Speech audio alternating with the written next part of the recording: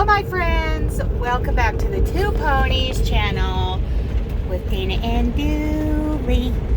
Where is he? He's back there somewhere.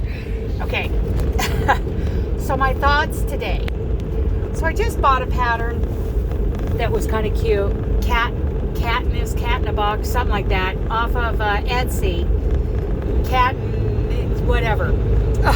I'll link her Etsy store in the description box. But my thoughts today are on copyright.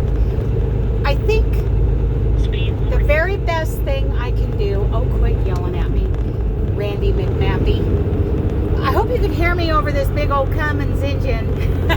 Fiona's got a noisy engine. Okay, so we're gonna keep to the left. Okay. Now this isn't just about, like crochet patterns. That's why I'm not doing this on my crochet channel.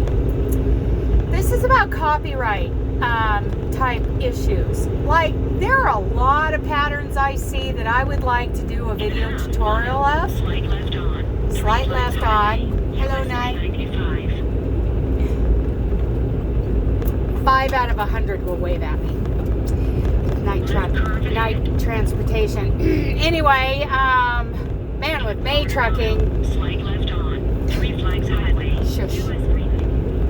With May Trucking, man, we flash our lights and wave. No, not with Night. And they're rude on the We Drive Night Facebook group. Oh, man, they're rude. Anyway, back to copyrights. So, I have talked to some people. There are things I'd like to do a video tutorial on. I'm pretty sure the 1892 Butterick publication that I have at home with those crochet patterns, I have tried to reach them. They do not answer me. I need to figure out how to research copyrights myself, to actually look. Was that a wind gust? Oh my goodness. To actually look and see if there is a copyright on anything, to see if copyrights have been renewed, because apparently that's a thing. So I was looking at this Etsy store, and I have admired her work before. Her name is not new to me, but now that I've got a little more experience, especially when it comes to, respecting paid patterns and that kind of thing, and I'm careful not to do a video tutorial on something I think might be stepping on somebody else's toes. Now I'm seeing something on there. I have a Bernay, I believe it's Bernay, leaflet with several Afghans in it that were actually done in a Tunisian. Is that right, Joe? Joe and Nicole always correct me. Tunisian? I always butcher that word. But anyway, they do panels. And then there's surface work. There's cross stitch. They'll cross stitch a design on the side, like roses or leaves or whatever. And this is like a harvest Afghan that she's actually selling the pattern. And I don't know that it's the exact same pattern that's in this like leaflet from the 60s or 70s that I have back at home. Something I need to take a look at, because how long does the copyright last on a crochet pattern? Is it different from books and other publications? Is it all the same? All of that, those are things I need to check on. And I'm not going to look at something and then, not saying that she's done this because I haven't researched it, but I'm not going to look at a pattern where the copyright is outdated and then sell the pattern for my own gain as if it's my own design, right? It just got me thinking along those lines, and I don't know that she's doing this.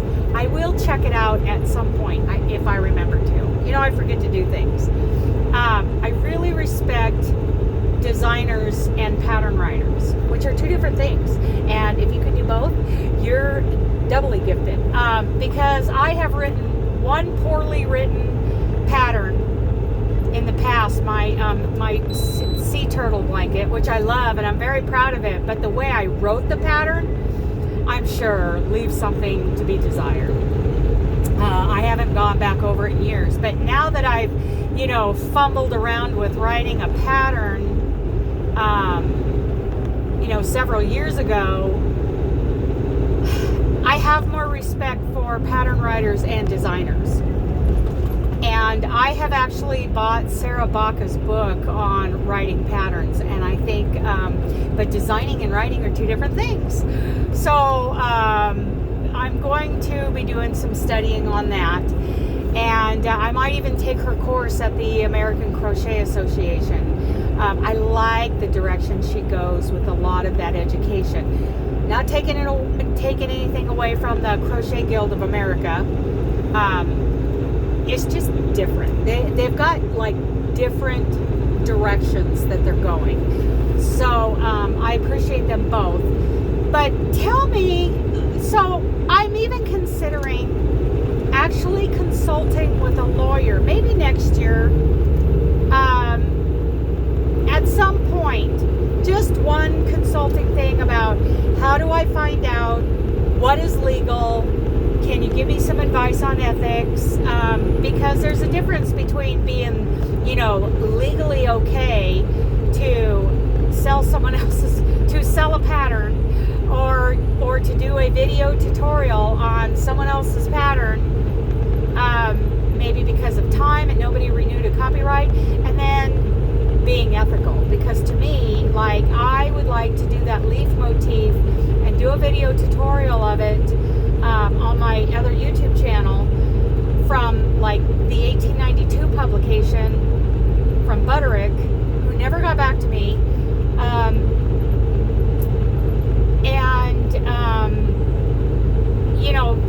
but I wouldn't do that without saying where I found it. What if it was a one woman who wrote this book with all these crochet designs in it, and she's long gone and there's no longer any copyright ownership of it. I'm still gonna say, hey, here's the book, and this is who designed this. And you gotta give kudos to where you got it. It may not even be the original. That person may have got it from someone else, but there's ethics involved, and I would not feel good presenting something as my own design if I got it from someone else. So these are my thoughts from the truck today. I'm curious to hear more, because I have talked to people about copyright and pattern writing and this kind of thing many times over the last year and a half. Knowledgeable people. But I want to hear, what is the general knowledge? What even say, I think this is right, that you can do this or you can't do that. Let me know. I would like to know what the general mean knowledge is out there, and then I'll have something to compare it to when I actually go talk to a copyright lawyer at some point. So those are my thoughts for the day.